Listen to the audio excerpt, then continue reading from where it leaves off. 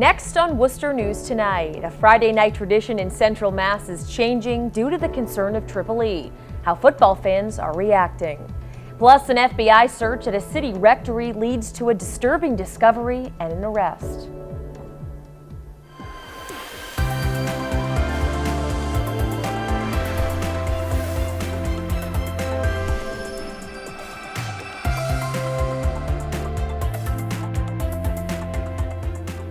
Good evening and thank you for joining us. I'm Anna Botari.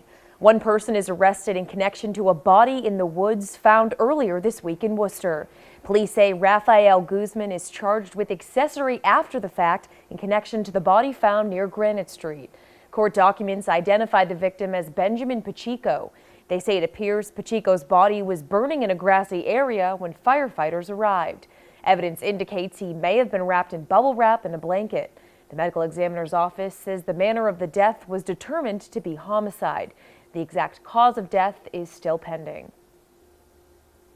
An FBI raid of a Worcester rectory results in the arrest of a Holyoke kindergarten teacher.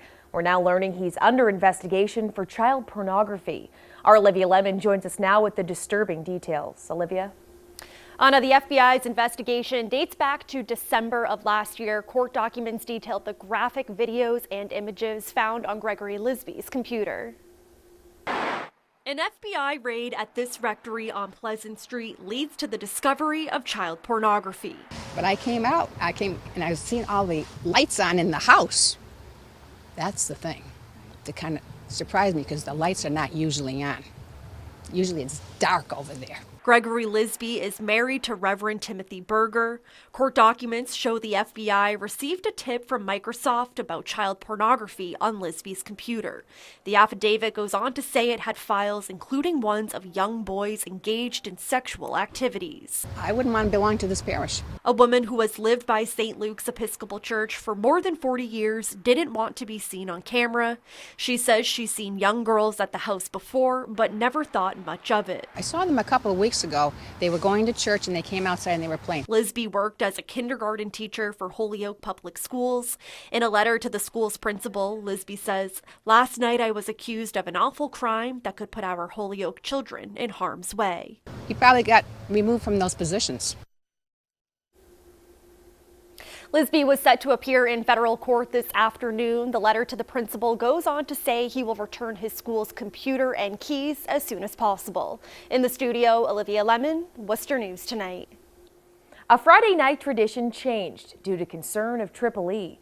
High school football season kicks off today, and in many communities, their games are already underway. Our Kim Jandro has the story.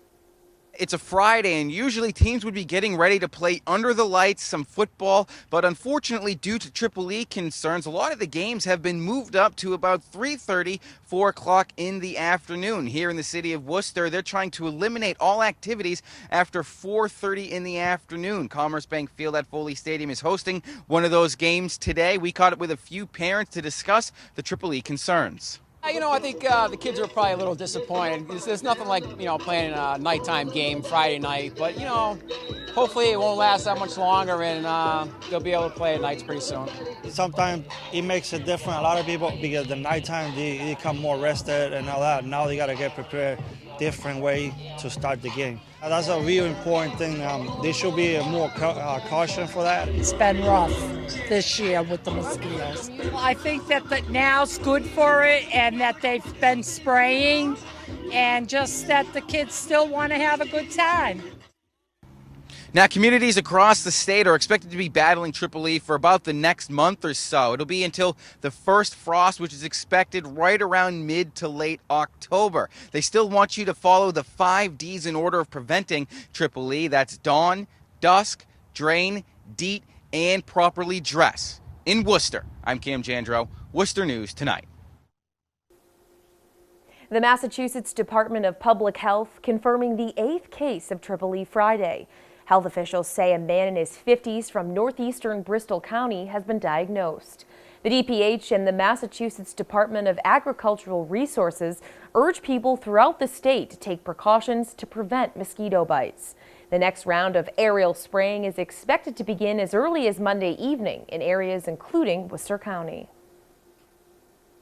A woman who survived Triple E after being diagnosed 50 years ago is speaking out. Our Chandler Walsh spoke with her today and has more. Here I am, Miss EEE. 82-year-old Shirley Barlar is a Triple E survivor. The Leicester woman was 25 when she was infected. I was delirious, didn't know where I was, just couldn't, just sick, just fever. I remember the fever and the headaches. The headaches were terrible. Doctors told her she needed to go to the hospital immediately, and most didn't think she'd live. Because there was nothing they could do for me, so I just laid there. Barlar spent 1 month at St. Vincent Hospital where she proved people wrong.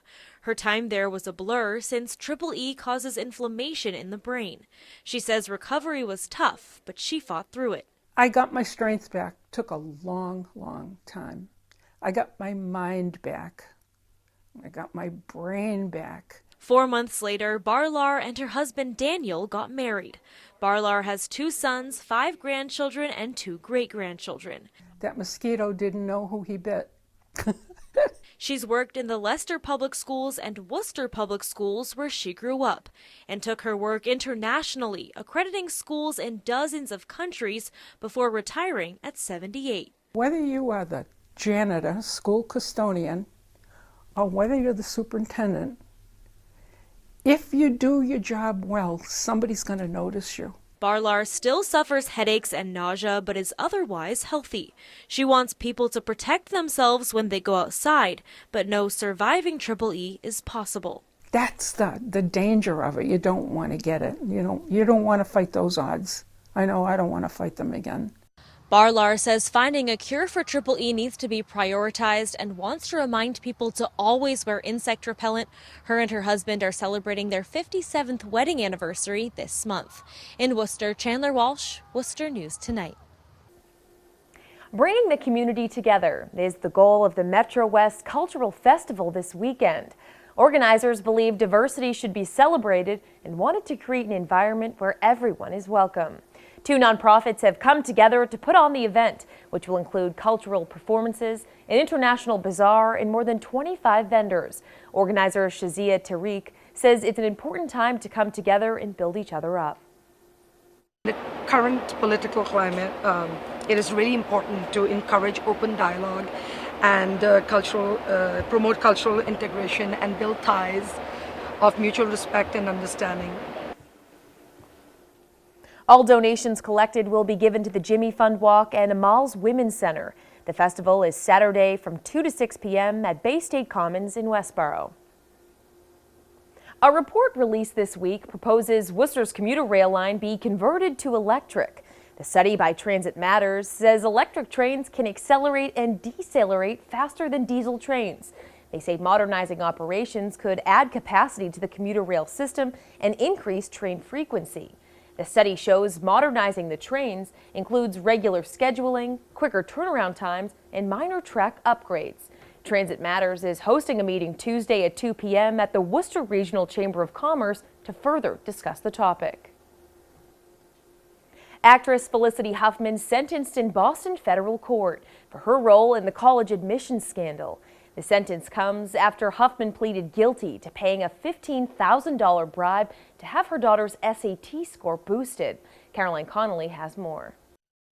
Do you have any comment at all? Felicity Huffman arrived at federal court with her husband, actor William H. Macy. The Hollywood star's under new spotlight today as Huffman was the first parent to be sentenced in a nationwide college admissions scandal. The actress, hoping for leniency, was instead hit with a 14-day prison sentence, which prosecutors said was necessary to send a strong message in this case. Huffman admitted to paying $15,000 to have someone help her daughter, who was unaware of the scheme, cheat on the SATs by correcting her answers. Today, Huffman addressed the court about it all, saying through tears, "On the way to the testing center, I thought to myself, turn around, turn the car around. I am deeply ashamed of what I have done. I have inflicted more damage than I could have imagined.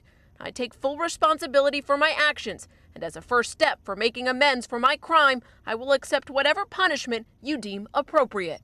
Now, Huffman will begin serving her 2-week sentence on October 25th. Her attorneys today in court asked that she be able to serve that time in California to be close to family. In Boston, I'm Caroline Conley, Worcester News Tonight.